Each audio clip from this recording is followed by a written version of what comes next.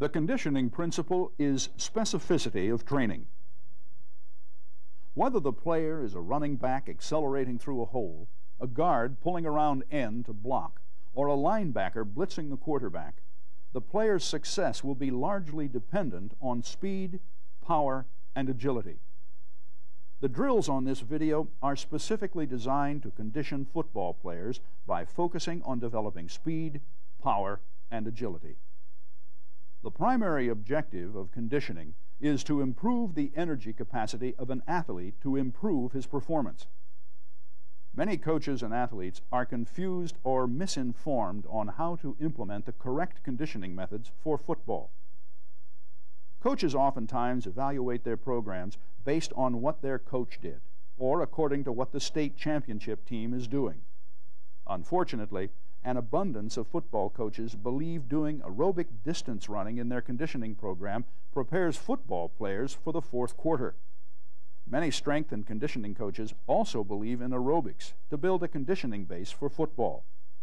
But recent scientific research has shown that building an aerobic base contributes little to the improvement of a football player's performance. There is a physiological reason why a football player trains differently than a distance runner. It is based on the specificity of training principle. When specificity is applied to conditioning, it refers to training the energy system that is used predominantly during performance. To develop a better understanding of how to correctly train football players, we must first look closer at how the energy systems function. Energy is supplied to the muscles through the food we eat. This food cannot be used immediately. It must be broken down into adenosine triphosphate, or ATP. ATP is the immediate energy source for all muscle contraction.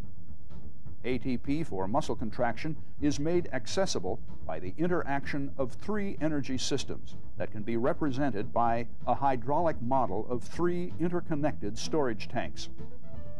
These tanks are found in each muscle fiber, close to the contractile mechanisms. The energy source is dependent upon the intensity and duration of the exercise. The first tank represents the ATP-PC energy system. ATP can only be supplied and regulated to the muscle via the tap from the first tank. The tap is regulated by nerve stimulation from the central nervous system. High-intensity, short-duration activities, such as the 40-yard dash or snatch, are performed using energy supplied from ATP-PC energy systems.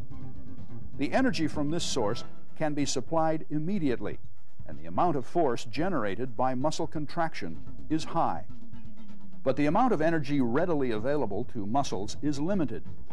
During high-intensity exercise, ATP-PC is depleted within 6 seconds.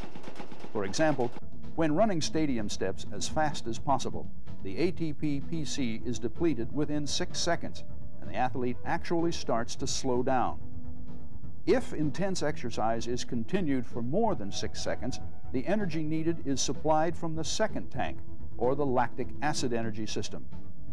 The release of energy supplied to the contractile mechanism is now slower because the opening of the outlet from the second tank is smaller. Therefore, the amount of force generated is reduced. ATP from the second tank is released from the breakdown of glycogen in the absence of oxygen. And through this process, a metabolic byproduct called lactic acid accumulates. The highest accumulation of lactic acid is reached during activities that last from 1 to 3 minutes. If the second tank is emptied, too much lactic acid accumulates in the muscle, which causes pain, a loss of coordination, and force production. The third tank represents the oxygen system. This system is more specific to the slow-twitch muscle fibers used during activities that require endurance over a long duration at low intensity. After about 3 minutes of low-intensity exercise, ATP is almost completely supplied from the third tank. The ATP in the first and second tanks level off. The diameter of the outlet from the third tank is very small, so the flow of ATP is now reduced even more, and the force generated is even less. That is basically how the energy systems function. The first step in setting up a conditioning program is to determine the major energy system football utilizes. It is recognized by the intensity and duration of the activity. So let's analyze a football game. Each play involves an effort of 100% intensity for roughly 5 seconds. The demand for ATP is high, and as the play ends, the first tank is almost completely drained. Between each play, there is an average of 50 seconds rest, which includes timeouts and penalties.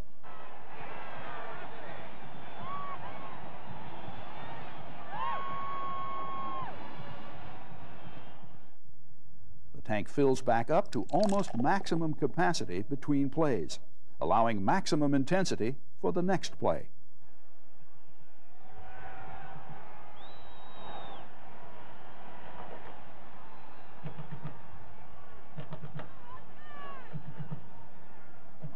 During the next play, the first tank is emptied again and refilled again during the rest between plays.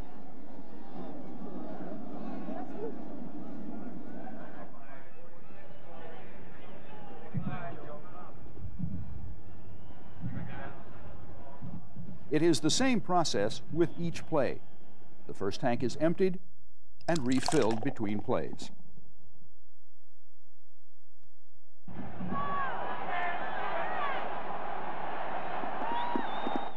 Therefore, the energy supplied during a football game is almost exclusively from the ATP-PC energy system. Step 2 is to implement a conditioning program to develop the ATP-PC energy system. Your conditioning program should be based on interval training principles. Interval training is work or exercise followed by a prescribed rest interval. The program must meet the following conditions to be specific for football. It must include work intervals that are intense with a duration of 3 to 8 seconds and rest periods lasting at least 30 seconds. The best way to organize the conditioning program is to set up 4 stations, each station having its own specific drills. Players can be divided according to their position, speed, or body weight. To ensure that the players are using the ATP-PC energy system, allow the players a 2-minute rest period between stations to completely recover and to get a drink of water if necessary. The drills should be short and intense, simulating football actions. To increase the intensity of the drill, you will want at least 2 players performing the drill at the same time to compete with each other. As 2 of the players are running, the others are resting. During this time, it helps if the players resting are giving encouragement to the players racing. As 2 players finish, the next 2 should be ready to go. Another method of increasing intensity is to have the coach time each athlete doing the drill. This works best with smaller groups, while racing works best with larger groups. The rest period should be automatically built into the drills. As 1 or 2 athletes are exercising, the rest of the group should be resting. A common training error that coaches make in their conditioning programs is making the rest intervals too short. If the rest period is too short, the amount of ATP replenished is not sufficient to meet the demands of the next maximum intensity effort, and force output will be reduced. This problem is so common that we need to repeat this point. If the rest interval is too short, the force will be reduced, and you train endurance, not power. Drills can be done 4 times a week, with the speed and power drills on Monday and Thursday, and the agility drills on Tuesday and Friday. Keep Wednesday as a day of rest, and always do the speed, power, and agility drills before the strength program. Active flexibility warm-up drills take the players through a full range of motion. If done properly, these drills are demanding, and the players will not need to do the many conventional stretches on the ground. The first warm-up drill is the high knee drill for 10 yards. You should get at least 30 steps in 10 yards. Combine good arm action with the leg action. Next is the heel-up drill.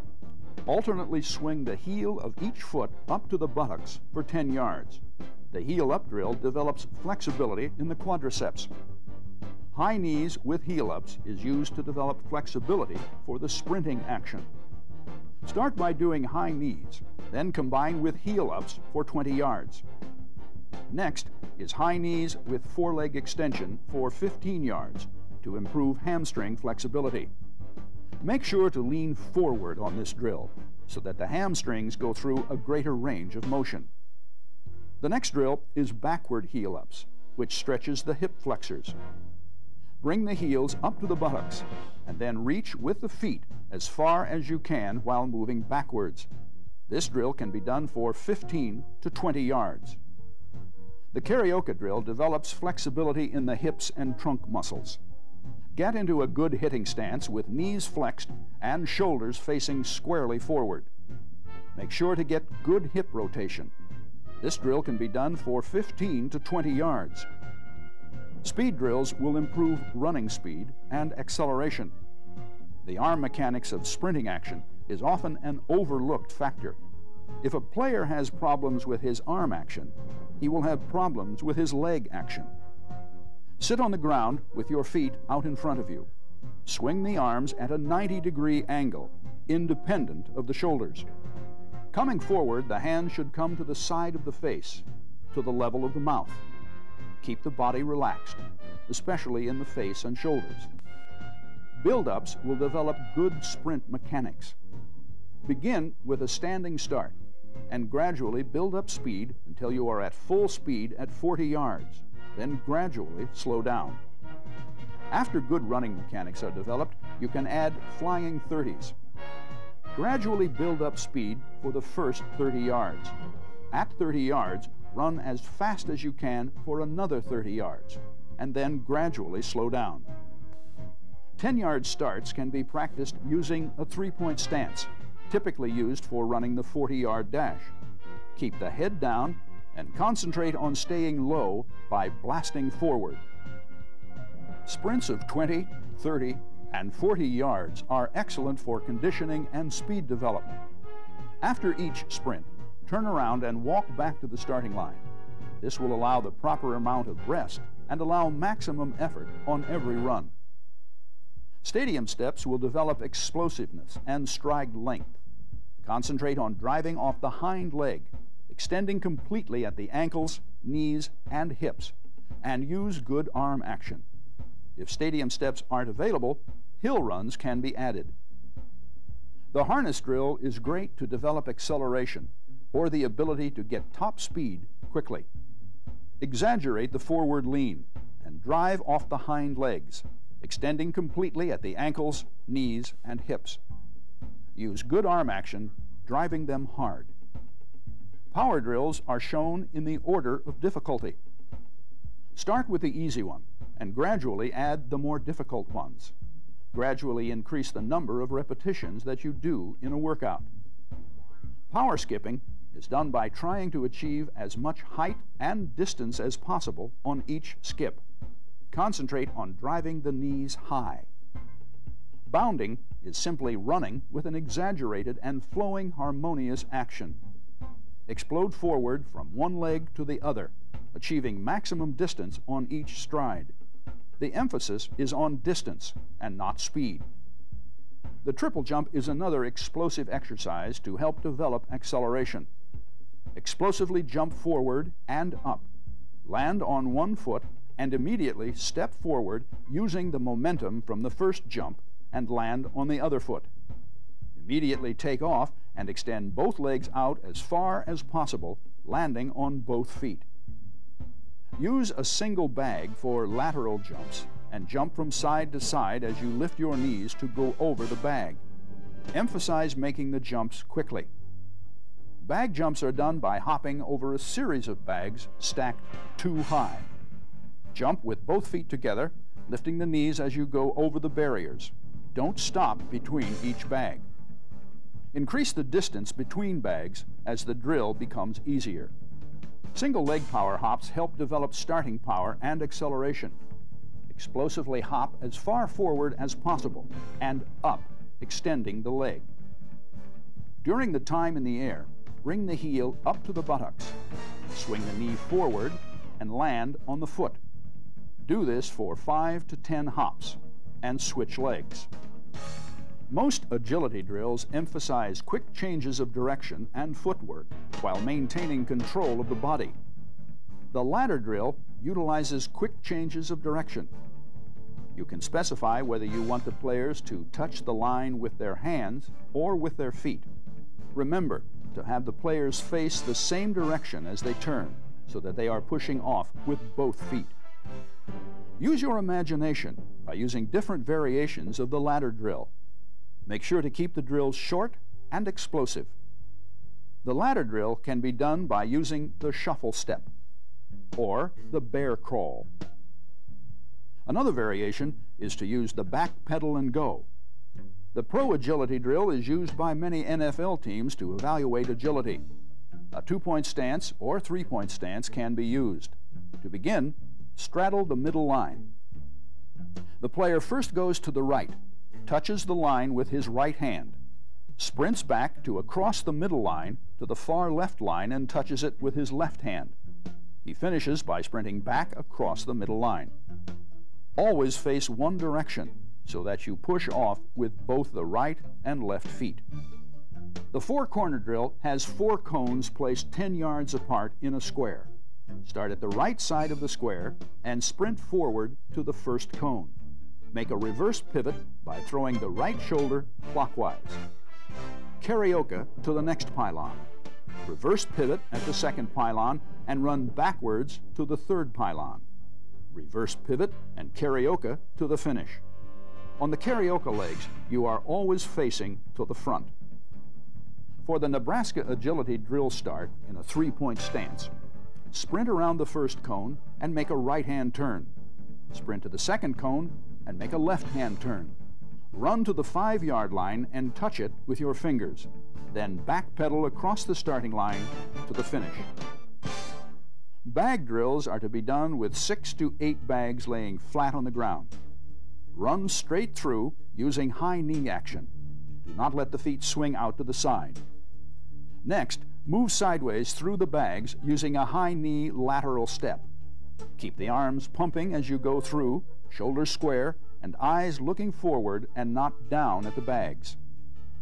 The next drill is to move first forward and then backwards through the bags. Keep the eyes looking forward. The shuffle drill is done by going around the bags using a shuffle step. Keep the eyes looking forward. The next drill is called the weave drill.